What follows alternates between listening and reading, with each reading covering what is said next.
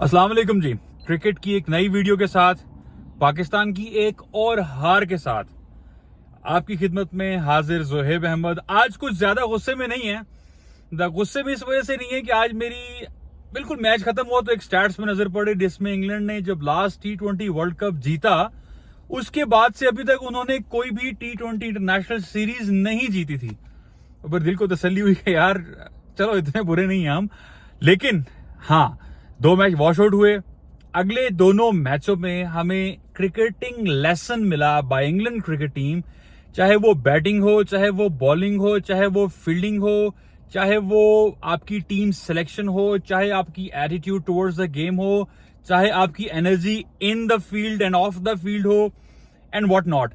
And कुछ analyst को मैंने ये कहते सुना कि ये सीरीज क्यों रख दी थी, इस सीरीज ने तो बिल्कुल ही मोरल डाउन कर दिया, बेड़ा गर्क हो गया।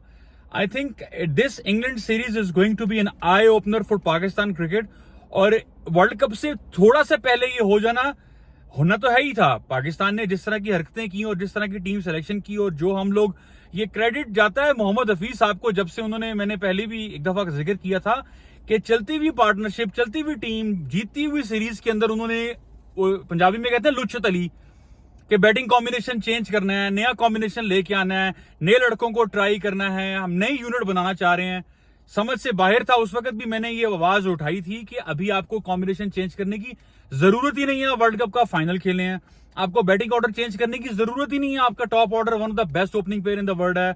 आपको नए इंडक्ट करने की जरूरत तब पड़ती है जब परफॉर्मेंसेस ना हो रही हो, पहला फॉर्मूला फेल हो गया हो। बट नहीं, हम तो फिर प्रोफेसर थे, कुछ ना कुछ तो करना था। और नए आने वालों ने सोने पे सुहागा आजम खान जैसे सिलेक्शन की और रिपीटेडली इतने चांस दिए, कह कह के मैं भी थक गया और शायद देखने वाले आज तो थक नहीं अक गए होंगे कि जिस वक्त उसने पहले बैटिंग में जो कारनामे किए, 5 बॉलों के बाद आंखें बंद करके जब स्लिप लगवाई, तो मुझे उस वक्त थोड़ी सी हंसी भी आई। हंसी मुझे इस बात पे आई कि शायद बड़े बच्चे खेलने आगे हमारे खिलाफ आज। अब पाकिस्तान की छोटी जूनियर टीम हमने भेजी थी, वो आगे से बड़े बच्चे लेके आगे, तो बड़े बच्चों ने तो मारना ही था ना। और ठीक मारा है उन्होंने आपको। उन्होंने आपके साथ जो किया बिल्कुल सही किया। और बाबर आजम ने भी थोड़ी सी, एज अ कैप्टन शायद उसको ये स्टेटमेंट नहीं देनी चाहिए थी, लेकिन उसने शायद मजबूरी में दी कि जब मैं आउट हुआ उसके बाद हमारी टीम का क्या हाल हुआ। उसने ये वर्ड नहीं यूज किया, लेकिन बेड़ा गर्क हुआ टेक्निकली, उसने ये कहना था।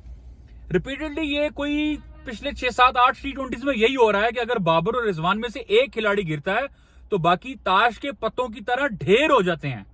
और क्रिटिसाइज करने वाले किनको करते हैं? बाबर की गलती है और रिजवान की गलती है। वो दो ही तो हैं आपकी टीम में पूरी जो परफॉर्मेंसेस करते हैं। खैर, आज भी वही हुआ। बाबर आजम ने जिस तरीके से स्टार्ट लिया, एक्सेप्शनल नॉक, किस तरीके से उसने जोफ्रा आर्चर और जॉर्डन को, जिस तरह उसके बल्ले पे गेंद लग रहा था, और पॉइंट वाले फील्डर को कभी लेफ्ट भगाए कट मार के, कभी पॉइंट के फ्रंट पे कट मार के भगाए। It was a treat to watch. लग रहा था पाकिस्तान वर्ल्ड चैंपियन रह चुकी है T20 फॉर्मेट में। शानदार आगाज था, पर जैसे ही बाबर गया, रेत की दीवार, पाकिस्तानी मिडिल ऑर्डर ठक, शादाब खान ठक, आजम खान ठक।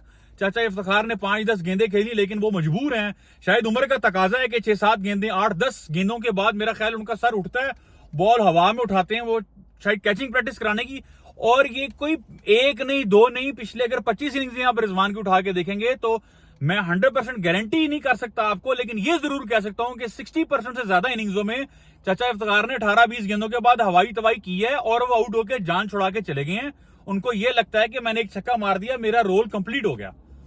तो रोल ही शायद उसको ये डिफाइन किया गया नंबर 7 में बारी कराओगे एज अ जेन्युइन बैट्समैन को, तो फिर रोल भी ये डिफाइंड होंगे जिसके ऊपर शादाब और आजम खान बैटिंग करने जा रहे हैं।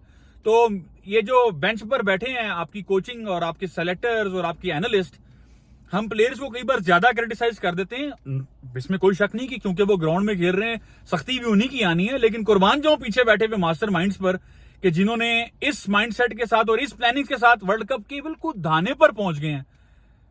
कुर्बान जाए भाई, पैथेटिक परफॉर्मेंस। आप 20 ओवर पूरे नहीं खेल सके, वो भी जो आप आखिरी 19.4 तक भी पहुंचे। वो नसीम शाह को थैंक यू बोलेंगे, उसने 15-20 किया।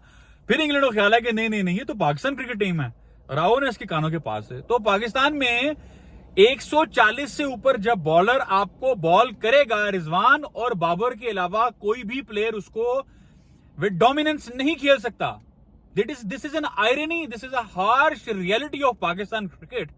आजम खान जैसों को आपने 30 पता नहीं कितने मैच खिला दिए। मैं तो बोल बोल के थक गया हूं। और मुझे लोगों ने कहा कि यार शायद आपका कोई पता नहीं पर्सनल ग्रज है, आप उस पर बहुत गुस्सा निकालते हैं। फिर मैंने सोचा था कि यार मैं उस पर बात नहीं करूंगा। कैसे बात ना करूं कि जब मैं as a fast bowler, bowling batting होगी, अब आप बॉलिंग पे आ जाएं। मैं फास्ट बॉलर बॉल कराता हूं, शाहीन शाह अफरीदी, मैं बॉल अंदर लेके आता हूं। जब अंदर आएगा तो कहीं ना कहीं ज्यादा स्विंग हो जाता है, टांग पे बॉल जाएगा। और मुझे इस बात का अंदेशा है कि ये विकेट कीपर बॉल नहीं रोकेगा, बाय का चौका हो सकता है। तो क्या करूंगा मैं, क्या स्विंग करना छोड़ा कर दूं? और उसने बाय का चौका कराया, फिर उसने फंबल कराया, फिर उसने मोहम्मद आमिर आया। मोहम्मद आमिर ने ठीक है पहले उसको मार पड़ी, उसने कहा जी अच्छा मैं स्लिप लगा सकता हूं, मैं ये कह सकता हूं। कॉर्ड माइंड हुआ, ड्रॉप। उसके बाद हारिस रऊफ साहब आते हैं। Haris Rauf was exceptional today. It was a treat to watch Haris Rauf at its very best. वही हारिस रऊफ जिस तरह पहले भी वर्ल्ड कप में उसने पाकिस्तान के लिए बेहतरीन परफॉर्मेंसेस की। अगेन हारिस रऊफ पे अगर आप बात करूं तो मैंने फिर आज कुछ एनालिस्ट को सुना जिन्होंने ये ब्लेम करने की कोशिश की कप्तान को कि यार हारिस रऊफ से आपने नया बॉल नहीं करवाया, वो तो नए बॉल का बॉलर है। और भाई वो है ही पुराने बॉल का बॉलर। आप ना स्टैट्स देखते हैं, ना एबिलिटी देखते हैं, ना आपको ये पता है कि बॉलर जब नया बॉल पकड़ता है उसको फील क्या आती है। और हारिस रऊफ किस फील पे अच्छी परफॉर्मेंस करता है, वो पुराने बॉल की फील है। जब उसको बॉल उसकी हाथ में प्रॉपर फंसता है तो उसका यॉर्कर अच्छा निकलता है। फिर अगेन हमारे जो बॉलिंग कोच साहब बाहर बैठे हुए हैं, अजहर महमूद साहब, देयर इज नो डाउट आप 125 सीरीज से बॉल करते थे और आप स्लोअर वन करके बच जाते थे। बट जब बॉलर्स के पास यार 135-40 ऊपर वाले बॉलर हैं तो पहले सर्कल में 8 स्लोअर वन कौन करवाता है? ये बॉलर नहीं कर रहे, ये कोचिंग मैनेजमेंट आपकी कह रही है कि स्लोअर वन ट्राई करो। यार स्लोअर वन कैसे ट्राई करो जब स्किटी विकेट है, 4 फास्ट बॉलर खेल रहे हो, कानों के पास से 2 ट्राई तो करो, दोनों एज लगे हैं, क्या छोड़ दे कीपर? तो आवे का आवा ही बिगड़ा हुआ है, आवे का आवा ही बिगड़ा हुआ है। इस टीम से एक्सपेक्टेशंस पहले भी कुछ ज्यादा नहीं थी, लेकिन आज मासवाई अब आपने पाकिस्तान क्रिकेट टीम को अगर आपने देखना है ना तो आपने 2 चीजें करनी है। एक कि आपको डेप्थ में आकर शायद हारिस रऊफ अच्छे बॉल कर दे, या नसीम शाह का पहला ओवर। स्पिनर में आप absolute bizarre performance apart from Imad Wasim, वो चलो आज रेस्ट किया, अल्लाह करेगा फाइट होके वापस आएगा वर्ल्ड कप में, उस पर उम्मीद है कि वो कंटेन करके देगा, विकेट भी एक आधा नया लेके देगा, डिपेंडिंग कि उसको यूटिलाइज कैसे किया जाता है। या दूसरी आपको उम्मीद है कि यार बाबर और रिजवान अच्छी इनिंग्स खेलेंगे तो कम से कम हम रिस्पेक्टेबल मैच के करीब करीब जाएंगे। क्योंकि शादाब साहब को जो ये लोग कहते थे कि इसको एज अ बैट्समैन खिलाएं, यार मुझे इस वक्त भी हंसी आती थी। बेचारों की गलती नहीं है, उनको क्रिकेटिंग नॉलेज नहीं है, उनको अलिफ बे नहीं पता क्रिकेट की। माइक पकड़कर शायद कैमरा खोल के उनको लगता है कि क्रिकेट पे बात करना बहुत आसान है। Cricket is a very very deep shit. अगर आपने उसके अंदर 15-20 साल गुजारे नहीं है, आपको पता नहीं है कि क्रिकेट होती क्या है, बैटिंग बॉलिंग फील्डिंग, क्रिकेटर की फीलिंग क्या होती है, करंट फॉर्म होती कैसे, उसको वापस कैसे लाया जाता है, और बैड फॉर्म में प्लेयर को यूटिलाइज करना या उसको रेस्ट कराना है। There are many decisions that you need to take, और आपके पास टाइम इतना सा होता है। तो जब आपका ब्रेन क्रिकेटर वाला नहीं होगा तो फिर आप कुछ भी बोलेंगे और बाद में या आप उसको डिलीट करेंगे या आप शर्मिंदा होंगे उस पर, या फिर आप कहेंगे नहीं तुसी ठीक कह रहे हो पाइन, मेरे को गलती हो गई। तो गलतियां ही कर करके अब हम इस दाने पर पहुंच चुके हैं कि वर्ल्ड कप सर पे खड़ा है और हम पहले न्यूजीलैंड से हारते हैं, फिर हम आयरलैंड से आते हैं, और आज हमें इंग्लैंड ने तो हराना ही था। खैर गुस्सा इस बात पे चढ़ता है कि पाकिस्तान हमेशा से स्पिनर्स के अगेंस्ट टॉप प्लेयर्स थे, लेकिन अब जब मोइन अली लगते हैं, जब राशिद लगता है, आदिल रशीद, तो पाकिस्तान का ऐसे हाल हो जाता है, ना गुगली रीड होती है ना फ्लिपर रीड होता है।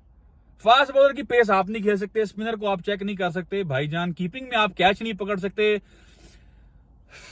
मिडिल ऑर्डर में आपके पास कोई खेलने के लिए है नहीं, स्पिनर में आपके पास अच्छा स्पिनर है नहीं, टीम की सिलेक्शन आप ठीक नहीं करते, सेलेक्टर आपका मैनेजर बनता है। तो इतना ज्यादा मलबा गंद का इकट्ठा कर दिया गया है कि कोई मौजूदा ही है पाकिस्तान वर्ल्ड कप में अच्छी परफॉर्मेंस करे। खैर उम्मीद की जाती है कि शायद 2-4 दिनों में ये बैठेंगे, सोचेंगे, ठंडे दिमाग से सोचेंगे कि क्या कब कैसे इसको ठीक करने की कोशिश करेंगे, और पाकिस्तान शायद वर्ल्ड कप के पहले राउंड से निकल कर दूसरे राउंड के लिए क्वालिफाई करेगा। All the best to team Pakistan, and very sorry feeling for all the cricketing fans. Pakistan के चाहने वालों के लिए आज उनका और हमारा सबका दिल दुखा।